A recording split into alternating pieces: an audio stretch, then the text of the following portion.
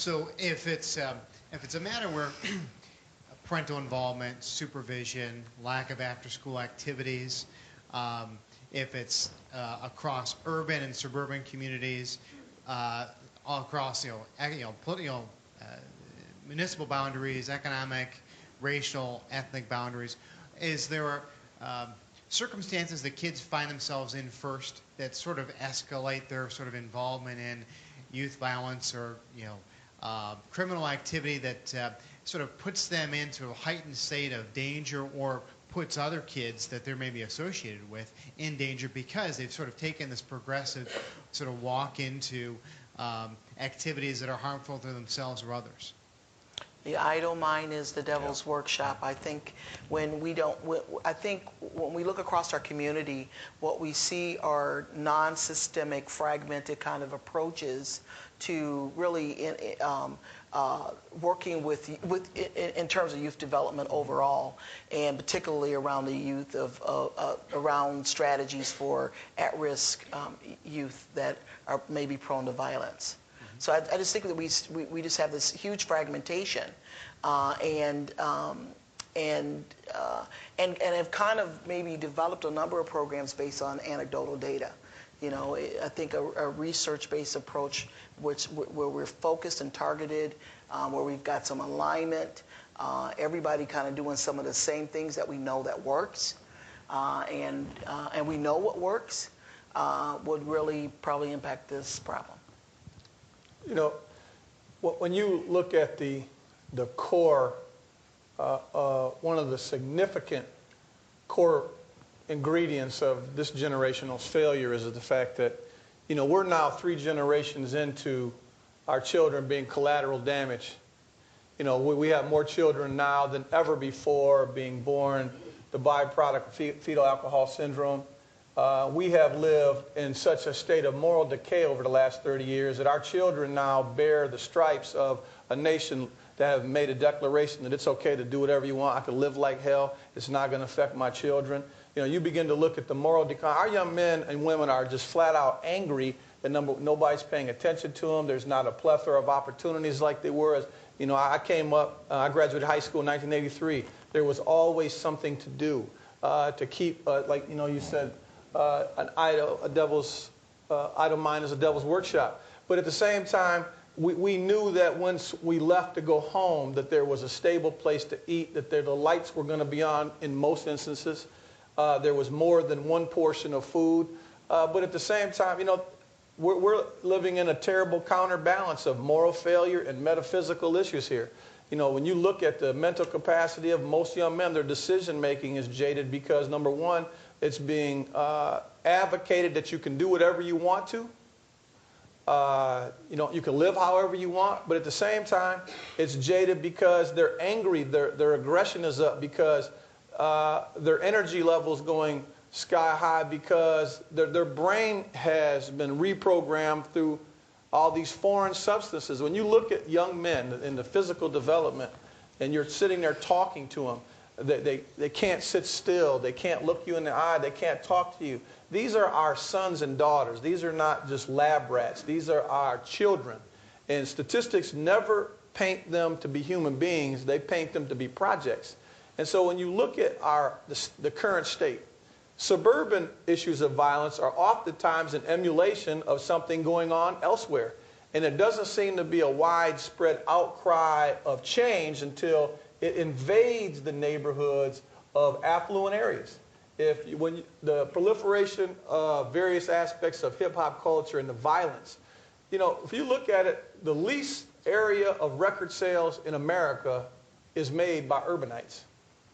Suburban neighborhoods throughout America are fueling the economic fire that is producing a wave, just a wave, irreversible wave at this current point, that it's okay to live like this. So it makes a very difficult job when you then have to engage someone whose behaviors are being encouraged or enabled.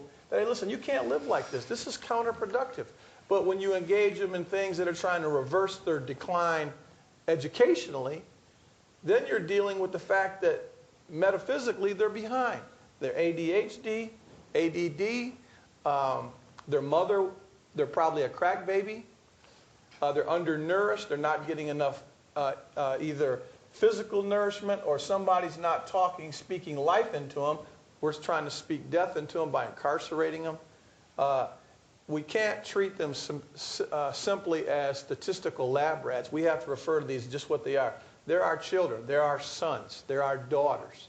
They're not projects. They're real people. Mm-hmm. Lieutenant? You graduated in 1983? I'm a baby. I still got hair and teeth. 83. Okay. You know, and what Jerry said here is it. I mean, he said it really more eloquent than I can. But the breakdown, I mean, the family breakdown when you have a parent who has 3 and 4 and 5 children and really cannot take care of one. So their children are being raised in the streets. And literally, these young men are coming up in the streets. And there is this sense of violence, this sense of, you know, I've got to protect myself. And they take it out. They take it out on people that they come across.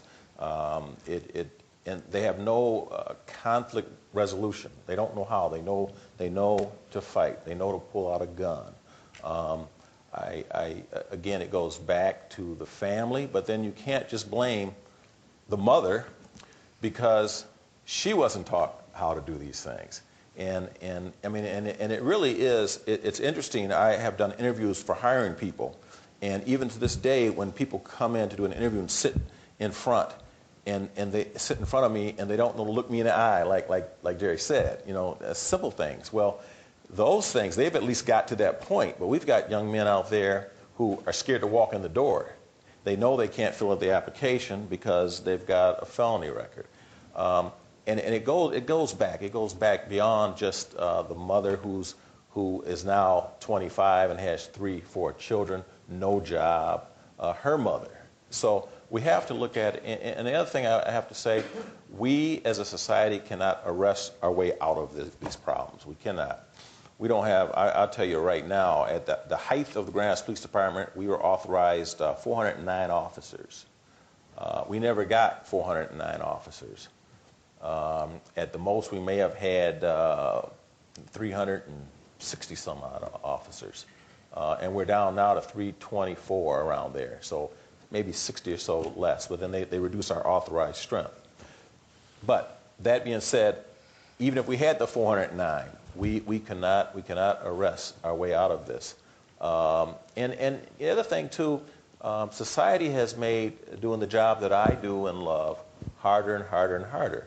And you have certain rules and regulations when you're dealing with juveniles, when you're dealing with young people, that you have to be very, very careful. And it adds layers to trying to, but dealing with the family, and Jerry said something yesterday, we have to work with not just writing the check for the rent. I can't say it where you said it, but we have to make sure that person knows how to pay the rent, how to pay the electric bill. I mean, you have to, the way to solve this is more than just writing a check for the rent. And a point was made a moment ago, too, about the reach of this issue. It's not an urban issue. It's a suburban issue, too. And in your interaction with other departments, you're seeing the same circumstances that you deal with on a daily basis with other departments around the state, rural communities, suburban communities. We're saying, we're seeing the same symptoms of the decay that we've.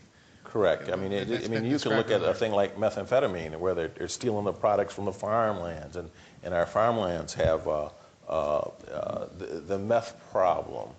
I recently came back from a conference in Atlantic City where a man from New York talked about the fact that we actually have hardcore gangs out in New York, and they're assigning gang members to towns like Grand Rapids, Wyoming. You know, they're actually assigning their guys to recruit and to set up systems within these cities. So it is rolling, and it's rolling outward.